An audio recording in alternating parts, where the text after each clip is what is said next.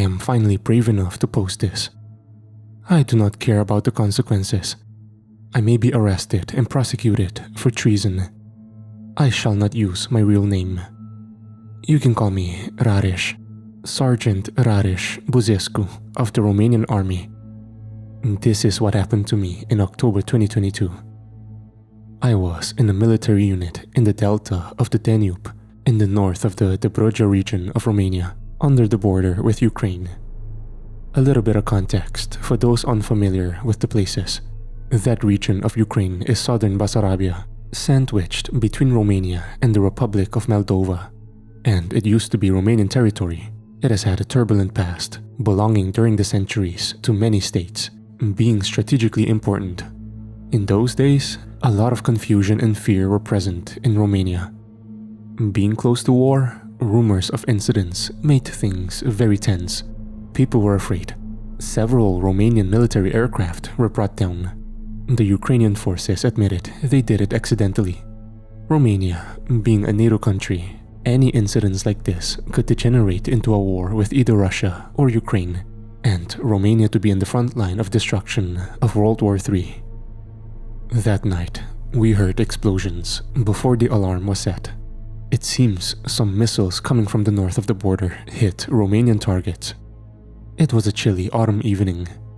It would not be the last incident of this sort. We did not know if they were the Ukrainians or the Russians. The colonel summoned us to prepare for marching to the target. The delta of the river Danube is split between Romania and Ukraine. It is one of the last true wild ecosystems in Europe, an official biosphere reservation.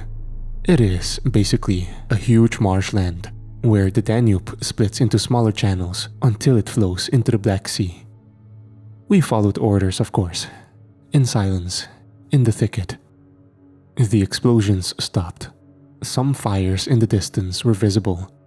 We couldn't make out if they were across the border or not. Suddenly, gunshots were heard not very far. We were ordered to be prepared for combat. Another military unit was pretty close. They were dispatched first. When we finally reached the location of the first flames, we could see that there was an explosion earlier in the evening on Romanian soil.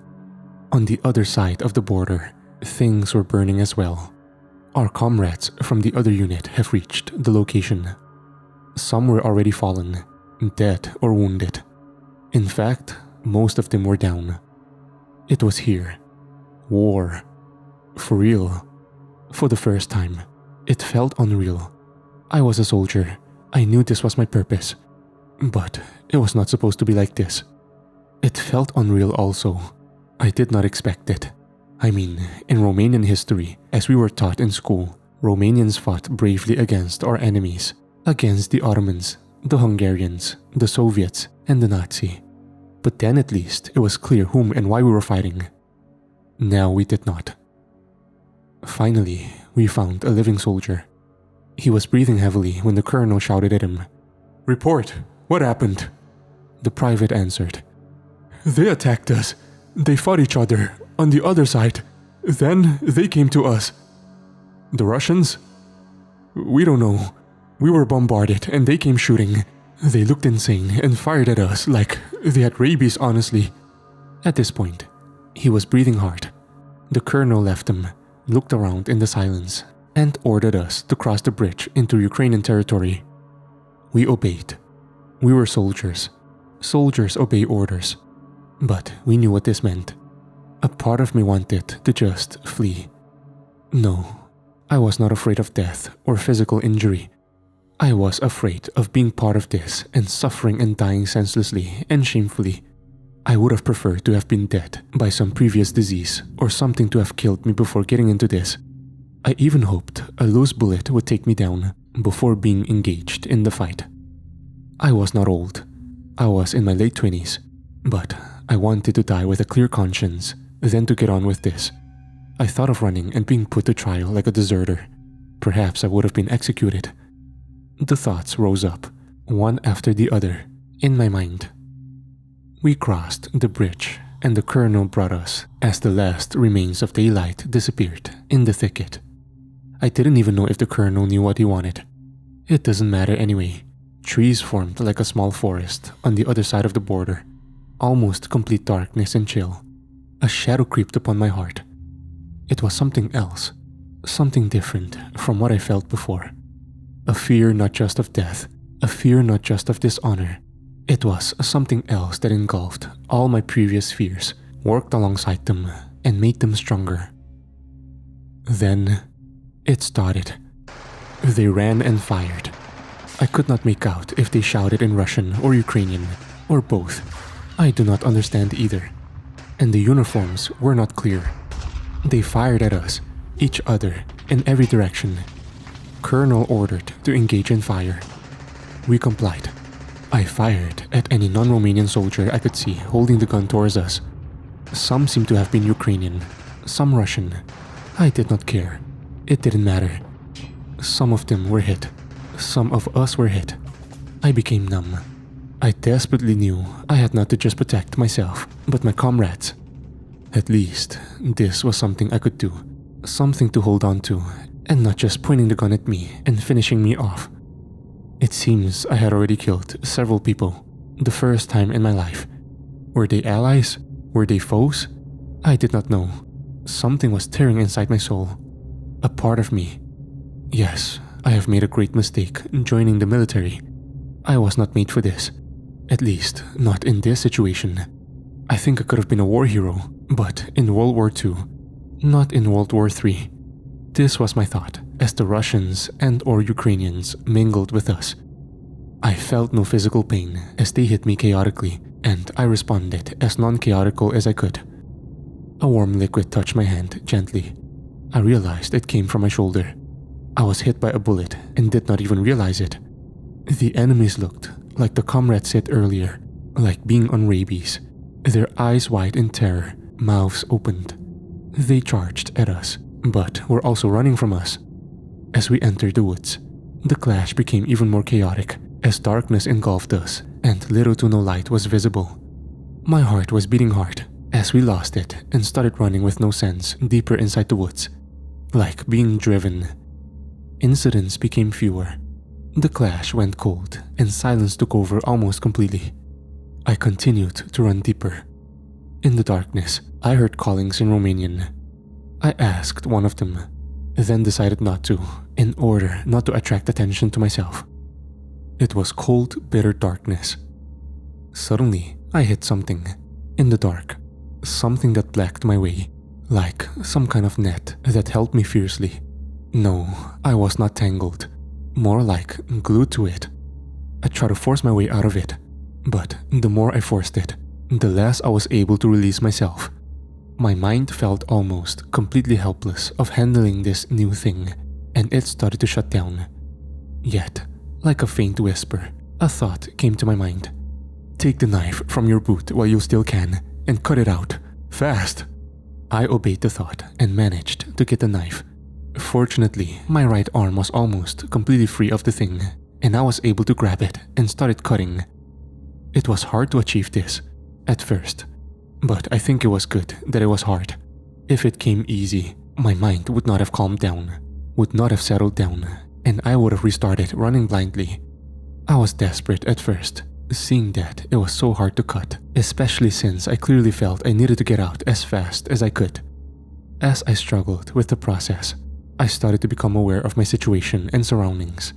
And even if I knew I had every reason to finish it as soon as possible, I was able to evaluate my situation and what was around me more calmly. Few people were around at this point. Few gunshots, some screams from time to time. The darkness felt unreal and intoxicating. I tried to get rid of this thought as I was starting to get a hold of myself, but I could not escape it. And something like whispered in my thoughts that something very bad will happen to me soon if I do not get out of there. Indeed, as I was getting close to cutting it completely, I heard a rumble in the trees behind this net from up towards me. For the last 2 seconds before breaking free, I even caught a glimpse of something moving. But I escaped and went backwards. This time, I was determined not to lose myself so easily. And although I was far from being safe, I walked slowly and eventually decided to stop and evaluate. The almost complete darkness felt unnatural, like some sort of black mist that, once entering the lungs, made my mind being into some sort of drug. I thought this could be chemical weapons or something. I stood on the spot and opened a flashlight from my haversack. I was able to bring the light only for a few meters in front of me, like the light got lost into that mist. I was able to see the trees around, no person in sight. I went toward what seemed to me like the way out, slowly looking around. Some small rounds were heard in the trees. Suddenly, in front of me, in the upper branches of the tree, I saw something white standing there. It was shaped like a human, but engulfed like some sort of whitish or grayish shroud with legs tied together like an Egyptian mummy. It twitched a little, and then I realized that the same matter the shroud was made from is the same as the leftovers of the net on my hands and uniform. The shape in the tree moved, and I realized pretty fast it was not moving on its own. Something moved the shape from behind, and I could see a dark thing, almost the size of the human shape, covering it, and some dark, articulated arms taking over the white shape.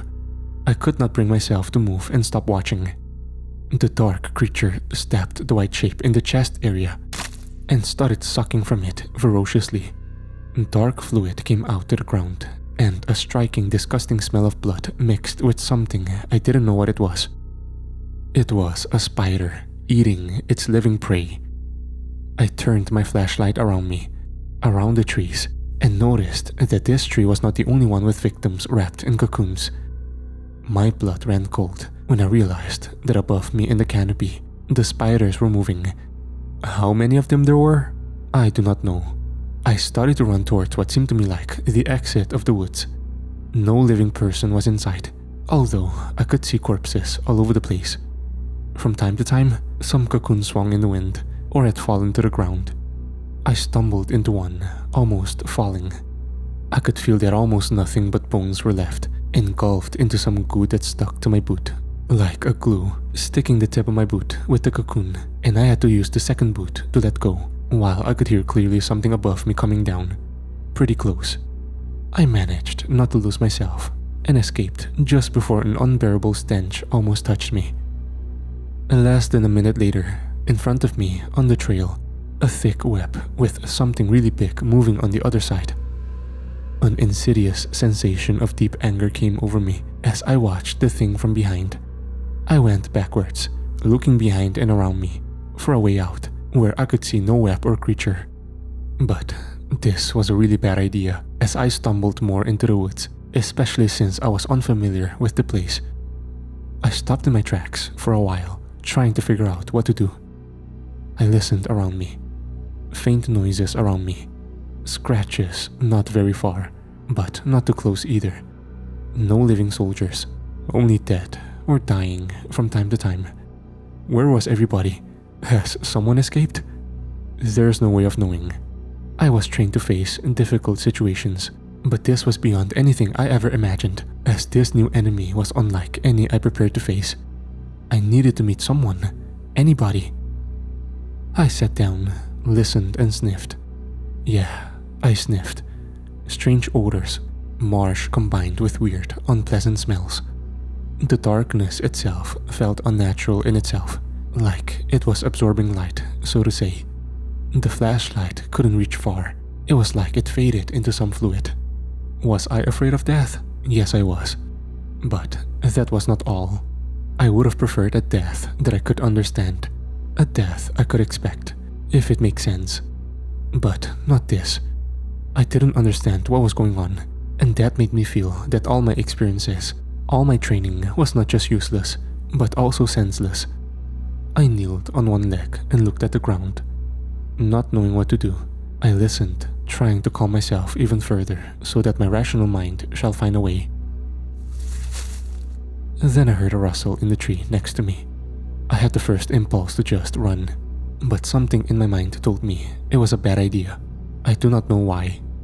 I turned back slowly towards the source of the sound, making sure not to point the light directly at it. It was clearly a spider.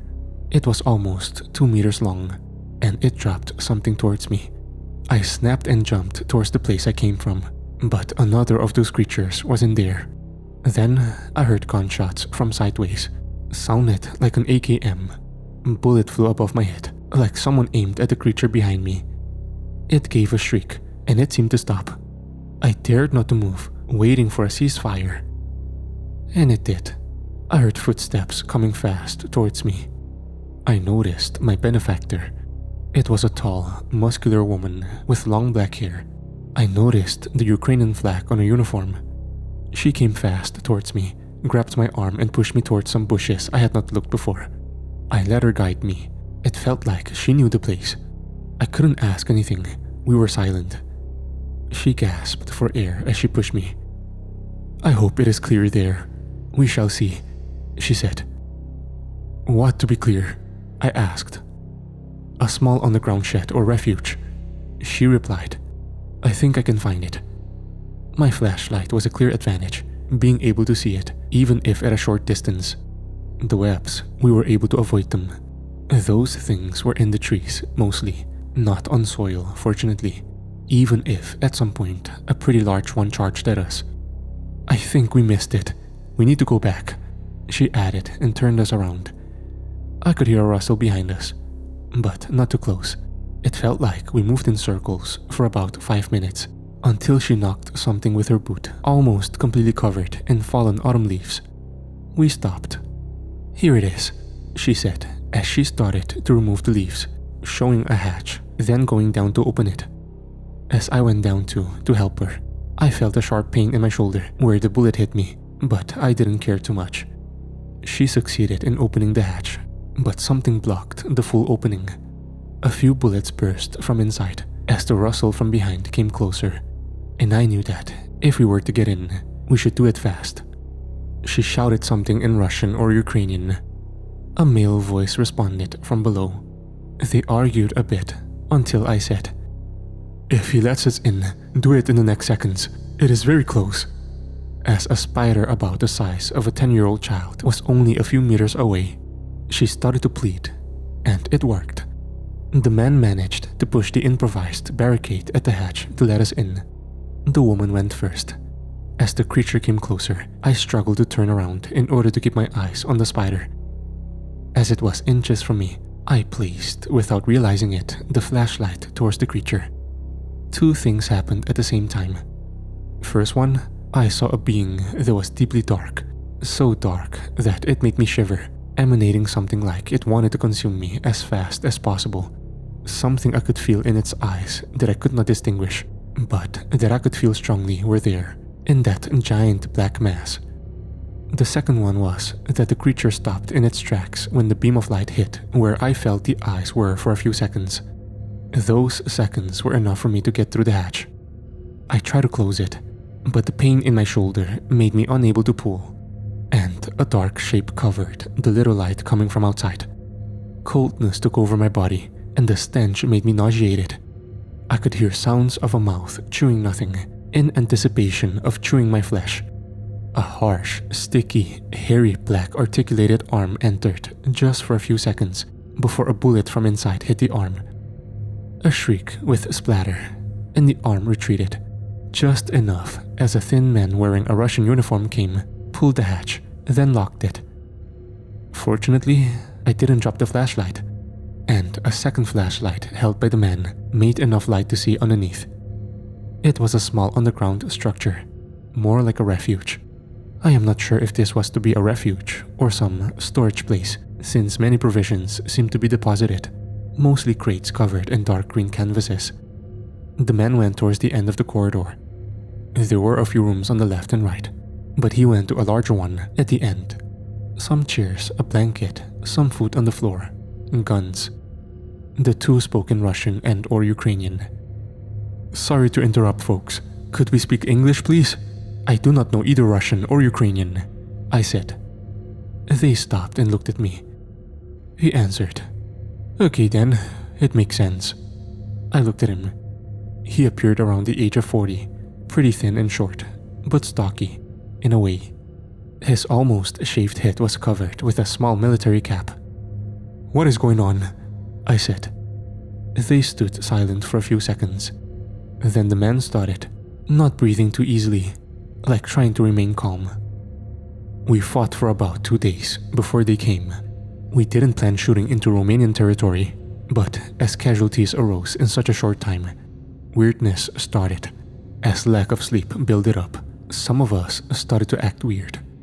Not all in the same way. At first, there were only dreams and hallucinations. I do not think there were hallucinations now of being attacked in their beds by some small creatures. Some showed small scars on their bodies, but they were dismissed since we were in the middle of a battle.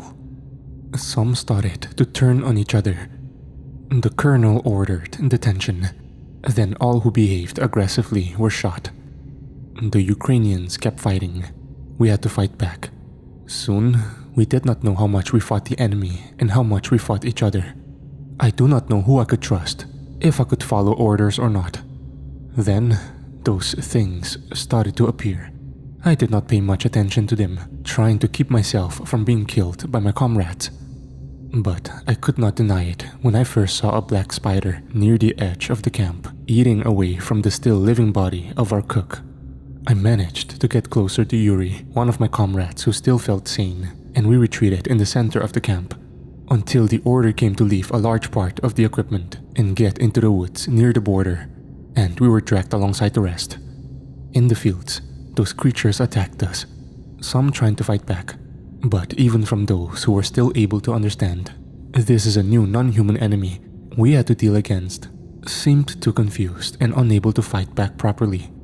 I heard we were about to clash with the Ukrainian foe, that the Romanians seemed to have crossed the border as a response of the provocation, when me and Yuri managed to run away and get into the woods on our own.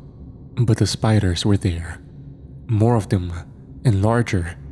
Yuri was caught by a very large one just before I stumbled across the hatch. I found my way in and barricaded the entrance. The woman started. Pretty similar things happened to us as well. Small spiders were seen at first, biting people who started acting weird. Unfortunately, our colonel was affected pretty early on and started just shooting people. The major shot the colonel and shouted he is the new commander. Some protested, and someone I couldn't identify shot the major. The floodgates were open, and my comrades started turning on each other.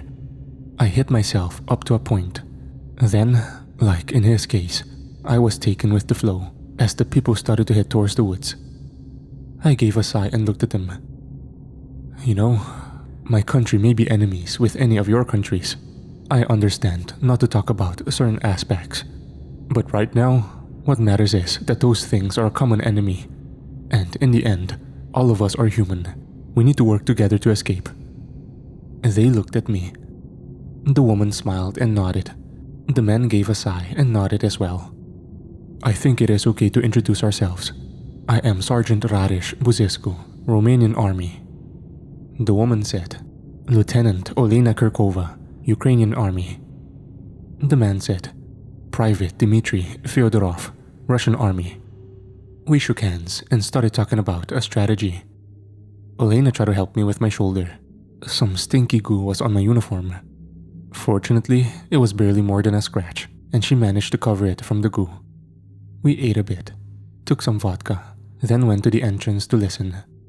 I found out that Dmitry was from Yekaterinburg, that he lost his father when he was in primary school. He told us he used to be religious as a child, but as he became older, he started to lose his faith, but he wasn't an atheist. He told us he prayed for the first time in a while tonight, and he feels that only God can help us. Olena told us that she was from Kiev, that she joined the army years ago, that she was always a competitive girl as a child and teen who loved female action heroes, that she was a convinced feminist. Then after a while, being disappointed in real-life military life, left it and became a hairstylist. She held a YouTube channel where she posted ASMR videos with haircuts, hairstyling and massages while being dressed sexy. The channel gained some following. She did some interventions like pumping her lips. She planned breast augmentation. When war came, she was called to arms on the basis of her previous formation. I told them that I was from Suceava in the north, that I was not particularly religious, That I became a soldier due to the war games and RPGs I played as a teen, and that I justified it to myself, somewhat thinking of the patriotic literature I was taught in primary school. I told them I was never truly religious, that I went to the Easter service, to weddings and funerals, and that was about it.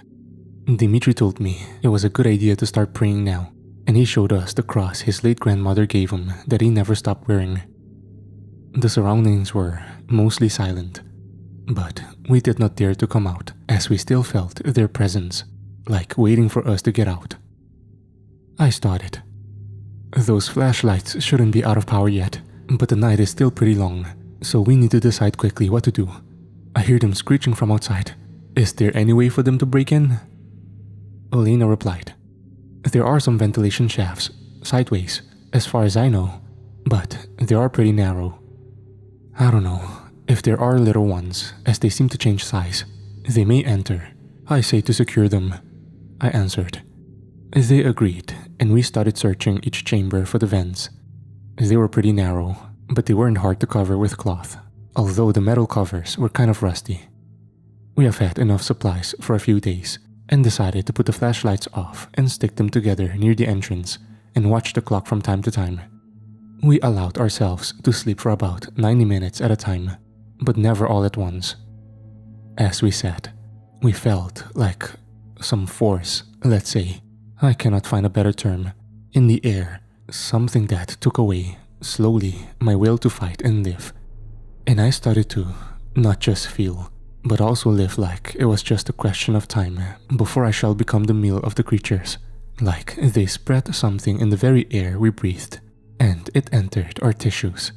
Neither of them seemed to know if this was a weapon of either armies. They seemed sincere enough. Dimitri started praying. He said he felt like it. The Paraclesis of the Mother of God, then the Acathist of Saint Demetrios of Thessaloniki, who was his patron saint. We felt a clear release from the shadow on our souls, although not totally. I dared to have a little sleep. Then Elena fell asleep alongside me. Suddenly, Dimitri woke us up. There is something in the first room on the right, he said. We secured them. What can it be? I asked. I do not know. Let's have a look, he answered. We managed to get up and open our flashlights and get in there. There was something screeching in there, behind a wooden box. Carefully, Dimitri removed it to discover a dead mouse. And, behind it, a hole between the floor and the wall, probably made by mice. Elena gave a sigh of relief. Dimitri looked around carefully, pointing with the flashlight around. I felt dread. I knew that it was not a mouse that made those sounds, even if it probably used the mouse hole to enter. With my flashlight, I managed to get a glimpse of something larger than a rat. Something black that ran away from my light before jumping upon Dimitri's left leg and piercing the flesh through the pants. I hurried to help him, and I saw a black spider, larger than a tarantula, firmly embedded in his leg. Pointing the light upon it, it gave some sort of screech. It was clearly uncomfortable with the light, but it held on. I grabbed my knife and tried to stab it, between the head and the abdomen. It was not easy, as I had to be careful not to get bitten myself. Dimitri fell to the ground, and I used his lack of balance to crush the neck of the spider with the knife, and a black, sticky fluid came out of it. Dimitri grabbed it with a piece of canvas and pulled it out fast, with a grimace of pain, breaking its head from the rest. No, you should not have done that, said Olena, going down next to him. The mouthpieces will remain in the flesh. Dimitri was panting, as the fluid started to stick to his clothes, and the clothes to the skin. Fast! We need to remove the head and the pants. I was a bit confused, since I didn't know what to do. We need to improvise. I shall try with a knife. What followed was a kind of brutish improvisation. I am not sure how much Olena knew what she was doing. She tried to pull out the mouthpieces from the wound with the knife. I think she kind of fumbled. I actually tried to call in Romania, since the border was close, and I might have got some signal, but it did not work. Olena tried to wash the wound with some vodka. Dimitri endured pretty stoically, only with some moans. We need to get him to a hospital as fast as we can. This could be lethal soon, said Olena. Either death or losing my mind like those before me, replied Dimitri. No, I do not think there is any way to reach any hospital soon. I think this is it. Stop it, said Olena. With this attitude, you shall die surely. Without it, at least you have a chance. Dimitri started laughing bitterly. No, I know it. I feel it. This is how it is supposed to happen. I prayed earlier. I am quite at peace now. You can either let me die, or if I get insane like the others, you can either shoot me or send me out to let them eat me. Olena looked at him with a mix of anger and frustrated desperation. But Dimitri continued. One of us needs to die in order for the rest to escape. They shall enter this place before dawn, one way or the other. They are really hungry, and we know it. I prayed when you thought I was sleeping. I remember how Saint Demetrios, my patron saint, the Christian military imprisoned for Christ, prayed in prison that Nestorius, the Christian fighter, would defeat the giant champion of the pagans, Laios, like David defeated Goliath. I remembered how when the pagans discovered that the prayer of Saint Demetrios helped defeat Laios, they killed him, and he became a martyr. Tonight is his night, the night between summer and winter. The choice is yours. Mine is already taken. No, shouted Olena. Cut the crap. We shall all escape. We shall take you to the hospital. We shall escape this. She started to make plans out loud on how to leave.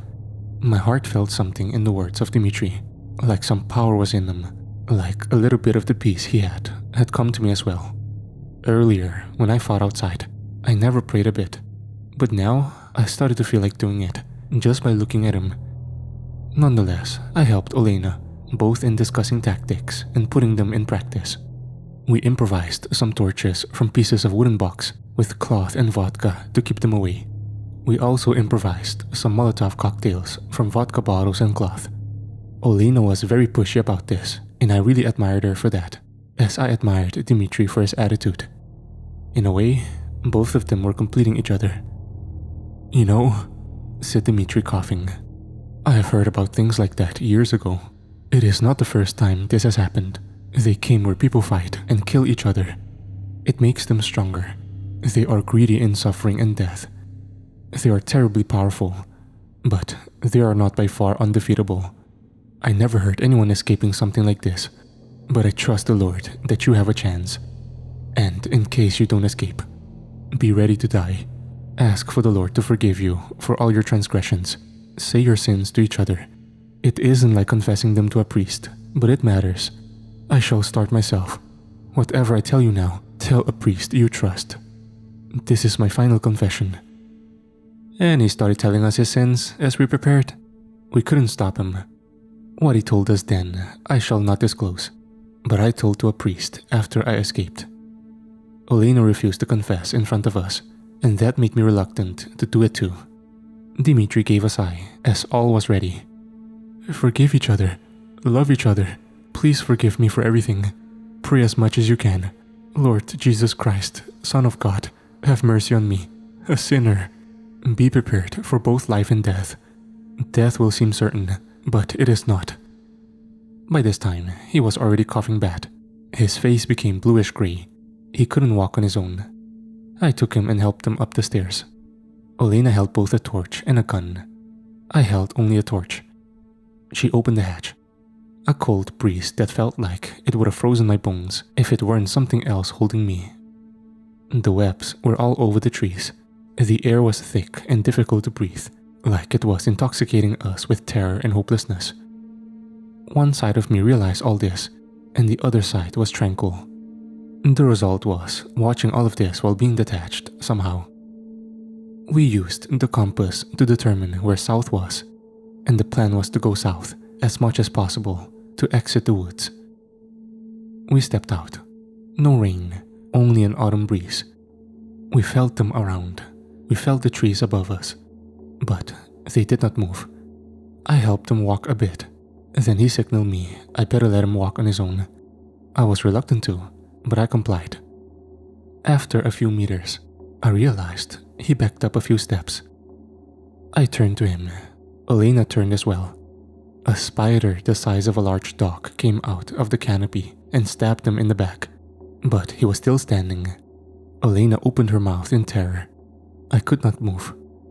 Dimitri spoke. I don't know how he was able to speak, since he was stabbed in the back. Christ is victorious already. You need to accept to be victorious in him. Go, now. The Mother of God is with you. The Lord himself is with you. Go now, and always remember, Christ is victorious. And with that, he fell to the ground, and the spider started devouring him. Something like an iron claw passed through my soul. Elena broke out crying. I don't know how, but something pushed me. I took the gun from her and grabbed her arm and started running towards the first clear path we could see.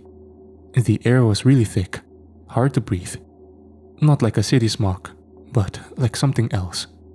It was a clear night, not very cold, but I felt like I was in a frozen giant basement cage, surrounded by a crowd of predators that allow me to live for a few more seconds, not for my sake, but because they compete with each other to have me. The webs were all over the place.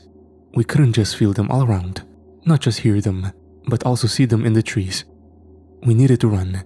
If we stayed in one place, their mere presence would build up some sort of poisonous fear that would take over soon. The build-up being unavoidable even if they do not grab us. I lost track of sense and direction. I went into any clear passage between the trees. The torches kept them at bay for a little, only for a few moments. I knew that if we stopped, they would gain courage and strength to take us. But it was enough. Elena's cries were muffled. I felt her strength going down. Do not let go now, sister. You remember how you saved me earlier? Now is my turn, I said. God is with us. We should rely on him now. There is no other way. The last phrase came out of my mouth without realizing it. For a second of disbelief, I looked out in front of us. On the path, there was a big spider, almost 2 meters long. I saw no immediate escape. Elena felt feeble, like she just wanted to kneel and give up. I shouted, Lord protect us! Mother of God, cover us! Saint Demetrius, help us! I was quiet for a second, then said gently, Lord Jesus Christ, Son of God, have mercy on us, the sinners. I fired the gun into the creature. I gave a horrible shriek, backed up. Elena stood up, like something gave her a boost of energy, of life. We saw another clearing, and we ran towards it. We stumbled upon webs several times, only barely touching them. At one point, Elena got stuck with her shoulder in a web. It was nothing serious, but a spider the size of a dog came pretty fast. I managed to set the web on fire before breaking Elena free. The fire started to spread pretty fast. They feared fire, as even light from a flashlight was probably unpleasant for them. Less than 3 meters away, the darkness ate away the light. It was surely not a natural darkness. I couldn't stare at it too much, as it made me feel like I was sinking into something unreal. In a way, it was like quicksand for the mind. I almost stumbled several times. On the forest floor, we often stumbled upon human bones or piles of goo that had some leftovers, like pieces of clothing, showing that they were part of a human body. We circled around several times because we found ourselves again in front of the flames. They were more widespread. It was clear they all hated the fire. Their shrieks turned into some type of screams that could easily break someone who is faint of heart. It was like they went into my very bones. The fire was our only hope. Elena was breathing heavily. It was clear that she couldn't resist too much. I stopped for a few seconds and looked into her eyes. She tried to be tough, but she was clearly pretty close to giving up. I said, Look, they are afraid of fire. I don't know if it is an exit from this, but at least we can take down as many as we can. We have several Molotov cocktails. I shall hang the gun on my shoulder and ask your help in getting them out of my haversack and light them up to throw them into more places in the woods to take down as many as possible. Do you think you can do that? Elena looked faint at me. I crossed myself, then I crossed her. Indeed, as Dimitri said, the Jesus prayer helps. At my signal, light them up and throw them. Please, at least try. Elena smiled and tried to settle herself in the new arrangement, and we left just as a pretty big spider got close to us. We moved into an area that was far from the fire. I asked Olena to light up one of the bottles. It was really hard to do it while we walked, but she managed to. We soon had the chance, since there was a big one in a tree, wanting to jump at us. I took the bottle and sent it into the spider. The tree got on fire fast, and we ran. Olena seemed to be into some new energy state. We repeated it several times. The fire took over different parts of the forest. The fear in my mind not just got stronger, but it started to blow like a wind. It felt huge anger from the creatures that turned into hatred. We prayed the Jesus prayer almost ceaselessly, just to keep us standing. Mentally, it was like running a marathon on a very narrow path, with the mountain slope on one point and a deep precipice on the other. We finished the bottles, and I started firing the gun over and over as those things came more and more towards us, and faster. At some point, we ran out of bullets. We were held by something, or someone. No way we could have survived and not break. We could have lost it or died 100 times. At some point, Olena stumbled and fell to the ground. Her torch fell to the ground as she lay down, breathing heavily. I tried to wake her up. She was clearly at the end of her strength. She went to sleep on the leaves. At that moment, two things happened, one after the other. A dark shadow, greater than the darkness I was already accustomed to, covered us, and giant articulated legs surrounded us, covering almost the entire clearing. It was good that Olena fell asleep then, so she didn't face the giant beast above us.